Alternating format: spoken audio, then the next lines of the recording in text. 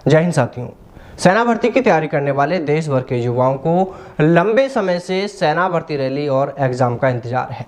ये तमाम युवा यह उम्मीद लगाए हुए हैं कि काश जल्द ही इसको लेकर कोई अच्छी खबर मिल जाए, लेकिन सेना भर्ती रैली और एग्जाम को लेकर तो कोई खबर नहीं दी जा रही है, बल्कि देश भर से सेना भर्ती एग्जाम के लिए चयनित सैकड़ों युवाओं को लिखित परीक्षा से पहले ही बाहर कर दिया गया है। दरअसल इसको लेकर कुछ दिन पहले ब्रिगेडियर वीएस चौहान के नाम से सोशल मीडिया पर एक पत्र वायरल हुआ, जिसमें यह बताया गया कि देश के अलग अलग सेना भर्ती कार्यालयों के तहत पूर्व में हुई आरटीजेसीओ की भर्ती में ग्राउंड फिट हुए 765 युवाओं में से शैक्षिक योग्यता के पैरामीटर पर सिर्फ 80 कैंडिडेट ही योग्य पाए गए हैं और वो 80 युवा ही अब इस सेना भर्ती एग्जाम में शामिल होंगे।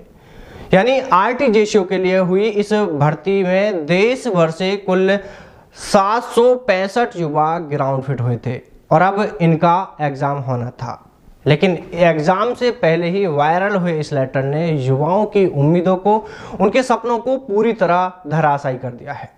ये युवा इन दिनों बेहद परेशान हैं और इसको लेकर अब इन्होंने भाग दौड़ भी शुरू कर दी है और हमें ऐसी भी जानकारी मिल रही है कि शायद कुछ युवाओं ने इस संबंध में हाई कोर्ट में भी याचिका दायर की है।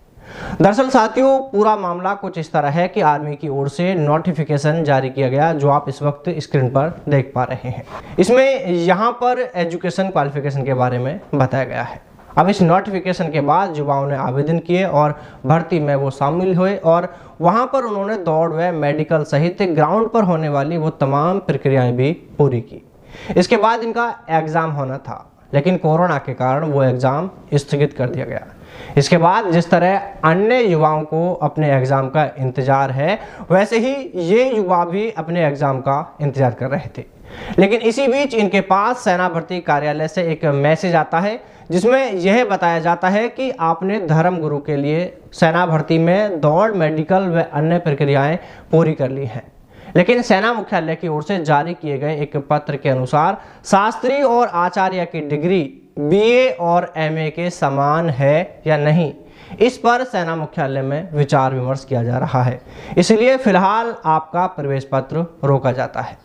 इसके बाद इन युवाओं ने अपनी अपनी यूनिवर्सिटी से यह प्रमाणित करवाया कि उनकी शास्त्री की डिग्री बीए और आचार्य की डिग्री एमए के समकक्ष है और यह प्रमाण पत्र इन यूनिवर्सिटी की ओर से सेना भर्ती कार्यालयों को भी भेजे गए, लेकिन सेना भर्ती कार्यालयों की ओर से इस पर कोई प्रतिक्रिया नहीं आई। इसके बाद शास्त्री और आचार्य की समकक्षता बीए और एमए से होने के संबंध में इन युवाओं ने और भी कई प्रयास किए और भी कई दस्तावेज जुटाए, लेकिन इसके बाद भी इन युवाओं को सकारात्मक जवाब नहीं मिला। और अब सोशल मीडिया पर वायरल हुए इस पत्र को देखकर तो मानो युवाओं के पैरों तले जमीन खिसक गई हो, क्योंकि इस लेटर में पॉइंट नंबर 4 में कुछ ऐसा ही कहा गया है। आप खुद भी देख सकते हैं। इसमें बताया गया है, as per data compiled from dispatch recruiting zone wise a total of 765 candidate for RTJCO pandit category have been shortlisted for CEE pan India. However out of these only 80 candidate who have a BA and Acharya degree are eligible for recruitment. यानी इसमें कहा गया है कि zone wise देश भर से कुल 765 अभ्यर्थी एग्जाम के लिए चुने गए, लेकिन इनमें से बीए और आचार्य की डिग्री सिर्फ 80 अभ्यर्थियों के पास होना ही पाया गया है और वो 80 अभ्यर्थी ही इसके लिए पात्र हैं।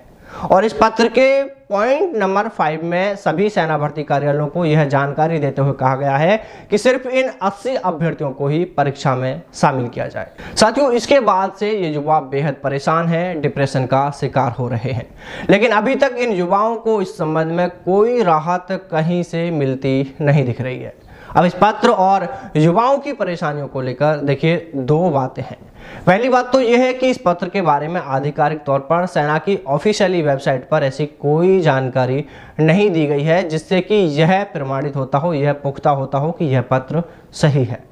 हालांकि दूसरी ओर कुछ जानकारों का यह भी कहना है कि यह पत्र सही है।